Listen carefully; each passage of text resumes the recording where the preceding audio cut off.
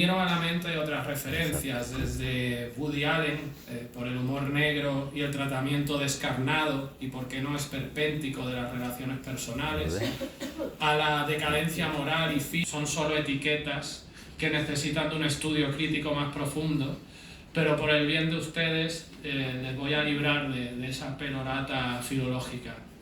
Cerdos no es solo un ejercicio de estilo literario, sino que es una obra profundamente humana que revela las fisuras de las relaciones de pareja y las absurdas dinámicas que a menudo las gobiernan. Alfonso, con su aguda ironía y su mirada introspectiva, nos presenta personajes inmersos en situaciones cotidianas, pero al mismo tiempo confronta al lector con grandes preguntas existenciales. La voz narrativa, cargada de desencanto y de sarcasmo, no teme desnudarse ante los ojos del lector, exponiendo los aspectos más oscuros y contradictorios del ser humano. Una de las características más notables de este libro, a mi forma de ver, es su capacidad para transitar de lo irónico a lo poético, de lo grotesco a lo místico, sin perder nunca esa autenticidad tan ligada a su autor.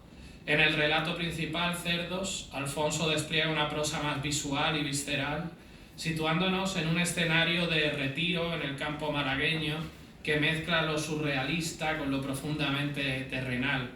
La esencia del grupo desnudo en el río, donde lo grotesco se encuentra con lo sublime, recuerda, al menos a mí, al cine de Lanthimos, ¿no? Después nos dirá Alfonso si ha visto la película, aunque sea, que no.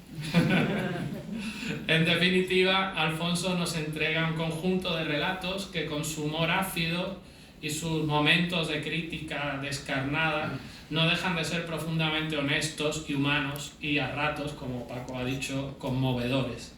Quiero felicitar al autor por esta ópera prima que enriquece la colección Monosabio y que nos regala una de esas lecturas que se quedan con nosotros mucho tiempo después de cerrar el libro. Ahora estoy seguro de que todos estamos deseando escuchar lo que tiene que decir Alfonso.